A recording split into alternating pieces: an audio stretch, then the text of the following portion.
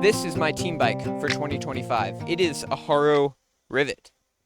And yes, the Haro from BMX. People see these bikes and they're almost always surprised that Haro is making road bikes, which I think is pretty exciting. They have kind of this punk rock aspect to them, and they are an excellent road race bike, which is actually, for me, was a delightful surprise for a company doing its first road race bike. This bike is a 56 centimeter and it is the Rivette Carbon 2, which came with 105 Di2 shifting. And right now it's actually on sale. This bike came to me through Ken's Bike Shop in Winston-Salem, North Carolina. They're a Haro dealer in the local area, and it's my team bike for 2025. I've been racing with Team Winston-Salem. I'm actually from Winston-Salem, North Carolina, so this team makes a lot of sense for me. We worked with Haro all year. You may have seen my Buzzard Carbon, which I raced in cyclocross. Their bikes are super lightweight and they're actually designed really well. This bike specifically is made for road racing, criterium racing, any kind of racing that you would want to do on a road bike, and it has been performing excellently. I think this bike comes in at an excellent price point and with a pretty sensible build. I'm going to walk you through some of the stuff I've done to this bike to make it my race bike and some upgrades that I think are kind of worthwhile if you're going to make your own race bike. I would say the first upgrade I made from the stock Rubino Pro tires that it came with kind of more of a training tire. I'm okay with bikes coming with more of a training tire, but the one upgrade I would suggest making from this bike is to put some race rubbers on it. Right now I have Schwalbe Pro 1s. I've been racing these for a good bit of the end of the year. Schwalbe kind of worked with us a little bit. I did pay for almost all the stuff on this bike, and I paid for these tires. I traditionally have been running Continental GP 5000s in the 30 mil, and this is the Schwalbe Pro 1 in the 30 mil. So I think these tires are actually pretty competitive with one another. They're super fast, and they both are quite grippy, feel great in a race. On from there, I've upgraded the wheel set. This is the Loon Hypers. This wheel set was actually sent to me by Windspace as part of a video a while ago, but I like this wheel set a lot. I've done a lot of nonsense. Many shenanigans have been done on this wheel set, and so far they have withstood all the crashes, getting beat to hell, and they've done really well.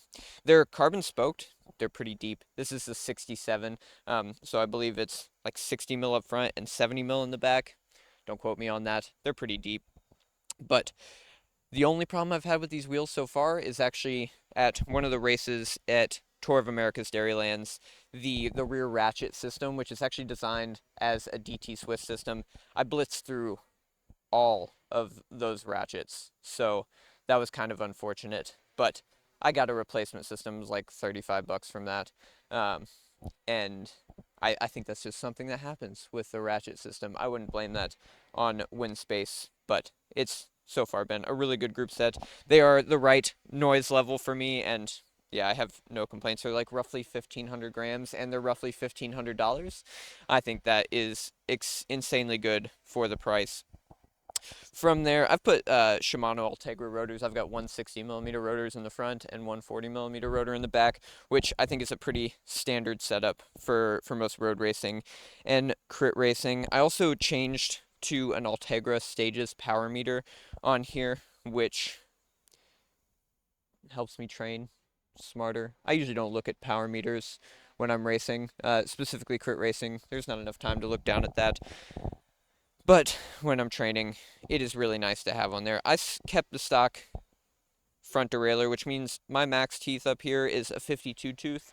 I race on a 52 tooth front chainring, and I don't think it's a big problem at all. A lot of dudes are going to like 56 tooth, 54 tooth.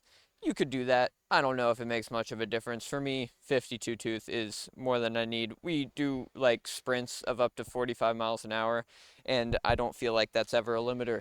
I feel like usually it's my legs that are the limiter. So take that for what it's worth. The chain has also been upgraded. I switched to Ultegra chain. They're a little bit more efficient. It's waxed. Not sure if that's really a upgrade anyone needs to make, but for a few extra gains, and it's a wear item, so I probably went through the 105 chain and put a Ultegra chain on after that. Ultegra cassette also, it just takes down a little bit of weight for when we're doing road racing.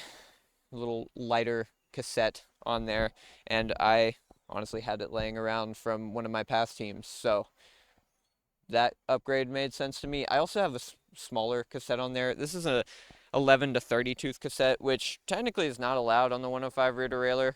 It works fine, so that's what I'm running. 105 rear derailleur. It's a lot of 105 stuff on here.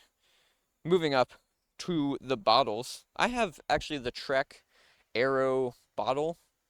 I don't know what the official name is, but it is this water bottle cage and bottle system that makes it look super sleek. I think it's awesome. Not that it really makes that much of a difference. I bet it's a watt or two.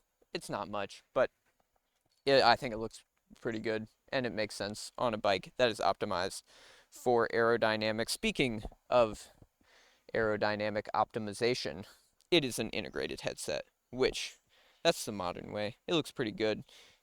I actually had to do some tinkering to get this handlebar set to work because it is the Windspace bar and stem combo.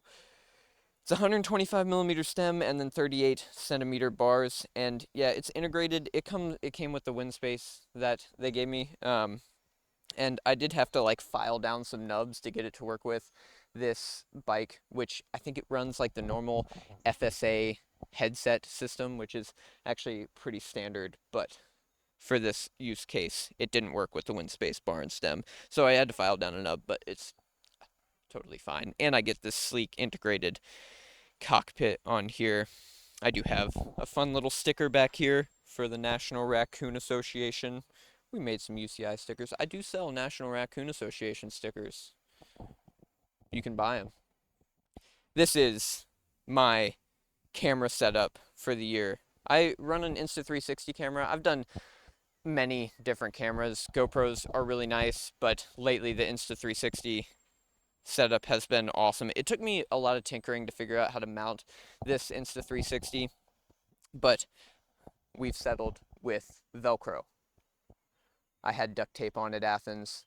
Speaking of which, this bike did get second at Athens Twilight against a lot of race bikes that cost way more. I know the Skyline team is running these like really bling specialized S-Works with like Campagnolo Super Record on. It's insane. They're like $12,000 to $15,000 bikes, and this is roughly a $5,000 bike that can more than easily keep up with it.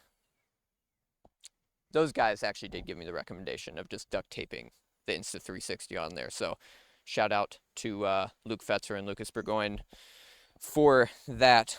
Those guys have been ripping up this year. Moving on, I have a Magine head unit here. This is a C505. I worked with Magine a little bit ago, and I've worked with a lot of head unit companies. This one is super inexpensive. It's like 120 bucks, and it does everything I've ever wanted from a head unit. It's very similar to Wahoo's or Garmin's. Does all the mapping, everything I need from a head unit, and I've been more than happy with it. My handlebar setup is wrapped in cork tape. I just like a normal black cork tape most of the time. Super simple, cheap. You go through them anyway. They last plenty long. Not a problem whatsoever. Last upgrade I really made is the Bontrager Aeolus saddle. It's the carbon one. We found it in a bin at Ken's Bike Shop. Those guys have helped me out a lot throughout my racing. If you're in the Winston or North Carolina area, go check out Ken's Bike Shop. They're awesome dudes. This bike has won tons of races this year and is probably in the top 5 of most of the races in the United States, which I think is pretty exciting for Haro just to have so much success on this bike during the first year. They've done a big push to get it into racing, and it's been in almost all of the races. It won Redlands Bicycle Classic under Eder Freyr of Blazers, which is insane. And then we also had a rider, Owen Cole, win a mountaintop stage on this bike. He did throw Durace on there, but really, I think Ultegra 105 level, you're only losing a few grams, and for most of the racing I do, which is crit racing, I'm a little bit bigger guy, so the weight is proportionally a lot less of a big deal. There is one thing that I think is exciting that's about to happen. I am changing a lot of the things that I just went over. That'll be the next video. Here's a quick teaser of what that might look like, but it is centered around one of the features of this bike, and I think it's going to be some really exciting changes on this, so that's going to be in the next video. Thanks for watching. Let me know if you have any questions about the Haro Rivette. I think it's a good looking bike. See ya.